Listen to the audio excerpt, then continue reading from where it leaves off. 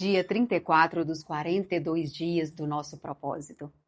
Te convido a fazer com muita dedicação, porque realmente traz transformação para a nossa vida. E o tema de hoje é Pensando como Servo. Vamos ao vídeo?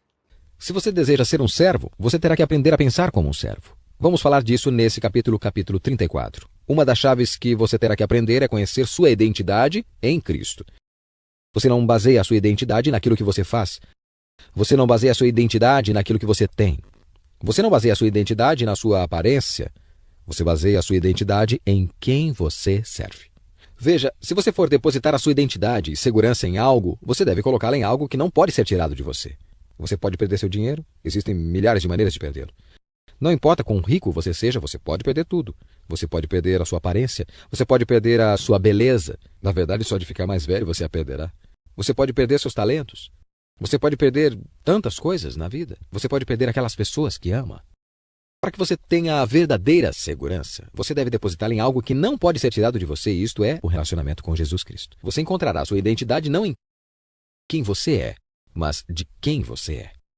O pelo qual Jesus foi capaz de ser servo é porque ele sabia exatamente quem ele era. E porque sabia exatamente quem ele era, ele tinha um forte senso de autoestima.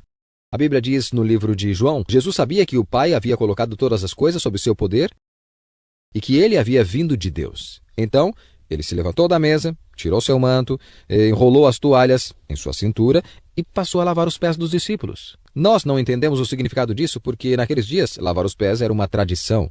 Sabe, eles usavam sandálias e ninguém usava meias. E quando as pessoas chegavam nas casas, os seus pés estavam sujos. Então, um servo ou um escravo vinha e lavava os pés deles. Jesus assumiu a posição de um escravo, de um servo, do menor entre eles e passou a lavar os pés dos discípulos. Como foi que Jesus conseguiu fazer isso? Porque ele estava seguro em quem ele era. Somente pessoas que são seguras podem servir. Quanto mais inseguro você for, menos servo você vai ser. Quanto mais inseguro você for, mais você irá lutar por uma promoção, poder e prestígio. Quanto mais inseguro você for, mais tentará se promover, ao invés de promover os outros. O que significa humildade? Humildade não significa pensar menos de você mesmo. Humildade é não pensar em si próprio. E como alcançar isso na vida? Sendo seguro em quem você é. Quanto mais a segurança estiver em Cristo Jesus, mais fácil será para você se tornar um servo. Meu servo Caleb pensa diferente e me segue de maneira plena. Números 14, 24. Tentem pensar como Cristo Jesus pensava. Filipenses 2, 5. Servir começa na mente. Ser servo requer uma mudança na maneira de pensar, uma mudança de atitude. Deus está sempre mais interessado no porquê daquilo que você faz do que naquilo que você faz. Atitudes contam mais em realizações. O rei Amazias perdeu o favor de Deus porque fez o que era justo aos olhos do Senhor, mas não de todo o coração. O servo verdadeiro serve a Deus com uma mentalidade que consiste em 5 atitudes. O servo pensa mais nos outros que em si mesmo. O servo concentra-se nas outras pessoas, não em si mesmo. Esta é a verdadeira humildade, não pensar menos de si, mas pensar menos em si. O servo é abnegado. Paulo aconselha: esqueçam-se de vocês o suficiente para estender a mão e ajudar. É isso que significa perder a vida. Esquecer-se de si mesmo para servir aos outros. Quando deixamos de nos concentrar em nossas necessidades, somos conscientizados nas necessidades ao nosso redor. Jesus esvaziou-se de si mesmo, tomando a forma de servo. Quando foi a última vez que você se esvaziou de você em benefício de alguém? Você não pode ser servo se estiver cheio de si mesmo. Somente quando nos esquecemos de nós é que fazemos coisas que merecem ser lembradas. Infelizmente, grande parte do serviço que prestamos é em causa própria. Servimos para que os outros gostem de nós, para sermos admirados ou alcançarmos nossos objetivos. Isso é manipulação, não um ministério. Ficamos o tempo todo pensando, de fato, em nós mesmos e em como somos maravilhosos e nobres. Alguns cristãos tentam usar o serviço como um instrumento de barganha com Deus. Vou fazer isso por você, Deus, se você fizer aquilo por mim. O verdadeiro servo não tenta usar Deus para realizar seus próprios propósitos, mas deixa que Deus o use para os propósitos dele. Ser abnegado, assim como ser fiel, é uma qualidade extremamente rara. De todas as pessoas que Paulo conheceu, Timóteo foi o único exemplo com o principal problema de nossa vida. Somos egoístas por natureza. Pensamos demais em nós mesmos. Por esse motivo, a humildade é uma luta diária, uma lição que temos de reaprender repetidamente. As oportunidades para servir aparecem à nossa frente dezenas de vezes todos os dias, nos dando a chance de decidir entre satisfazer nossas necessidades e atender às necessidades dos outros. A abnegação é a essência do serviço. Podemos avaliar nosso coração de servo pela maneira que reagimos quando somos tratados como servos por outras pessoas. Como você reage quando alguém não o leva em consideração ou lhe dá ordens o tempo todo ou trata de modo inferior? A Bíblia diz: se alguém se aproveitar de você para levantar vantagens injustamente, aproveite a ocasião para praticar a vida de servo. O servo pensa como administrador, não como proprietário. O servo está consciente de que todas as coisas pertencem a Deus. Na Bíblia, o administrador era o servo encarregado de gerenciar uma propriedade. José foi esse tipo de servo quando prisioneiro no Egito. Potifar lhe entregou a moradia da casa. Depois, o carcereiro lhe confiou a prisão. Por fim, o faraó pôs a seus cuidados toda a nação. O serviço e a administração caminham juntos, pois Deus espera que sejamos dignos de confiança nas duas coisas. A Bíblia diz: o que se exige de quem tem essa responsabilidade é de que seja fiel ao seu Senhor. Como você está lidando com os recursos que Deus lhe confiou? Para se tornar um verdadeiro servo, você terá que resolver a questão do dinheiro em sua vida.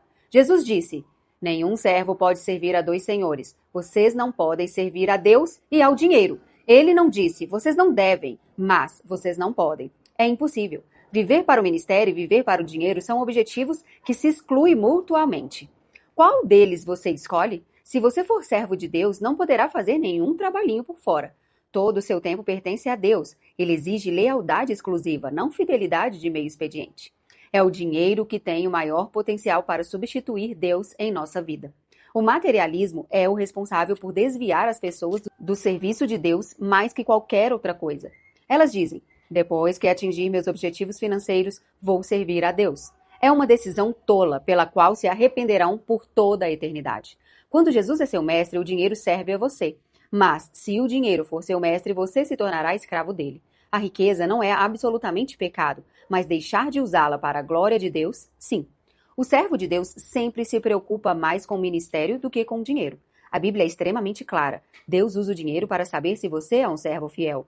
Foi por isso que Jesus falou mais sobre o dinheiro que sobre o céu e o inferno. Ele disse: assim, se vocês não forem dignos de confiança em lidar com as riquezas desse mundo ímpio, quem confiará as verdadeiras riquezas a vocês? A forma de você gerenciar o dinheiro afeta a quantidade de bênçãos que Deus derrama sobre sua vida. No capítulo 31, mencionei 2 tipos de pessoas: construtores do reino e construtores de riquezas. Ambos são bons em fazer os negócios crescerem, fechar acordos ou vendas e obter lucro. Os construtores de riquezas continuam a acumular fortunas para si, independentemente de quanto tenham alcançado, mas os construtores do reino mudam as regras do jogo. Eles ainda tentam ganhar tanto dinheiro quanto for possível, mas fazem isso para distribuí-lo. Usam a riqueza para financiar a Igreja de Deus e a sua missão no mundo. Em nossa igreja, temos um grupo de diretores de empresas e empresários que tentam construir da melhor maneira. Por isso, costumam fazer doações na medida de suas responsabilidades para promover o reino de Deus.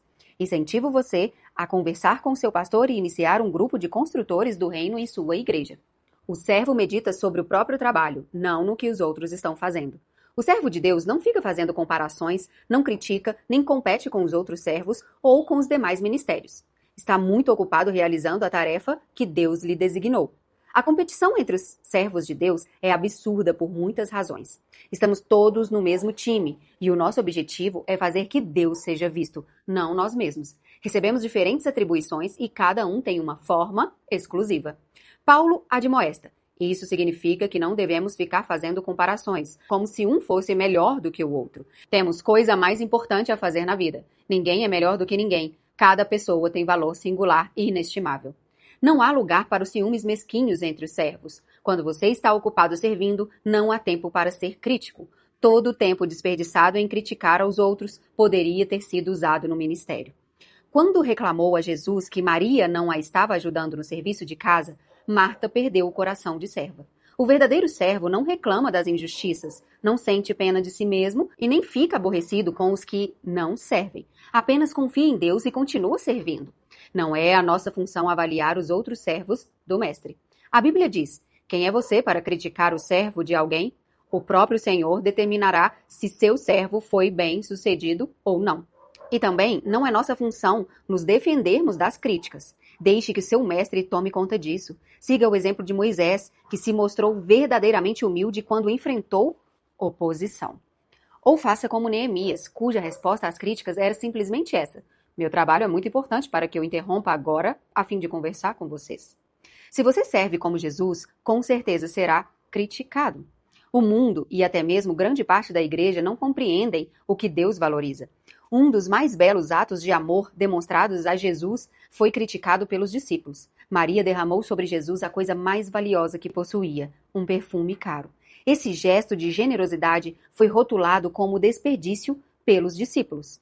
Jesus, porém, o classificou como maravilhoso. E isso é tudo o que importa. Seu serviço para Cristo jamais será um desperdício. Não importa o que os outros digam.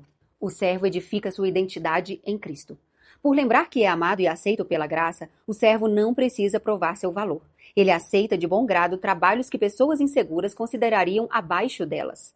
Ao lavar os pés dos discípulos, Jesus dá um dos exemplos mais profundos de serviço, que parte de uma autoestima equilibrada. Lavar os pés era equivalente a ser engraxate, função desprovida de status. Mas Jesus sabia quem era, por isso a tarefa não ameaçou sua autoestima. A Bíblia diz: Jesus sabia que o Pai havia colocado todas as coisas debaixo de seu poder e que viera de Deus. Assim, levantou-se da mesa, tirou sua capa e colocou uma toalha em volta da cintura. Se você pretende ser servo, deposite sua identidade em Cristo. Somente pessoas seguras podem servir. Pessoas inseguras estão sempre preocupadas com a aparência. Temem a exposição de suas fraquezas e se escondem sobre camadas do orgulho e pretensão. Quanto mais inseguro você for, mais desejará que as pessoas lhe sirvam e mais necessitará da aprovação delas. Para sermos úteis aos outros, temos de morrer para eles, ou seja, temos de deixar de medir nossa importância e valor pelos parâmetros dos outros. Dessa forma, ficamos livres para manifestar misericórdia. Quando você fundamenta seu valor e sua identidade no relacionamento com Cristo, fica livre das expectativas dos outros, e isso permite que você realmente os sirva melhor. O servo não precisa cobrir a parede com placas e troféus para confirmar seu valor. Ele não insiste em ser tratado como títulos, nem se envolve em mantos de superioridade. O servo considera irrelevantes os símbolos de status e não mede o próprio valor pelo que realiza. Paulo lembra: você pode glorificar-se de você mesmo, mas a única aprovação que conta é a do Senhor. Se alguém teve grande chance na vida de se gabar de suas relações pessoais, esse foi Tiago, irmão de Jesus. Ele detinha as credenciais de quem convivia com Jesus na condição de irmão. Ainda assim, na introdução de sua carta, ele se refere a si mesmo como servo de Deus e do Senhor Jesus Cristo. Quanto mais próximo você estiver de Jesus, menos precisará se autopromover. O servo considera o ministério uma oportunidade, não uma obrigação. Ele gosta de ajudar pessoas, de suprir necessidades e de exercer o ministério. Ele serve ao Senhor com alegria. E por quê? Porque ama ao Senhor, reconhece sua graça, sabe que servir é a mais alta função da vida e tem ciência de que receberá uma recompensa. O Pai honrará e recompensará quem me servir. Paulo acrescenta: ele não se esquecerá do trabalho duro que vocês realizaram por ele, nem do amor que lhe demonstraram ao cooperar com os outros cristãos. Imagine o que aconteceria se apenas 10% dos cristãos em todo o mundo levassem a sério o papel de servo. Imagine todo o bem que poderia ser feito. Você está disposto a ser uma dessas pessoas? Não importa a sua idade, Deus vai usá-lo logo que você começar a agir e pensar como servo. Entre todos vocês, as pessoas realmente felizes são aquelas que aprenderam a servir. Dia 34, pensando sobre o meu propósito de vida. Tema para reflexão: para ser servo, devo pensar como servo. Versículo para memorizar: seja a atitude de vocês a mesma de Cristo Jesus. Filipenses 2:5. Pergunta para meditar: normalmente, me preocupo mais em ser servido ou em achar maneiras de servir aos outros? Medite sua resposta e te vejo no próximo vídeo.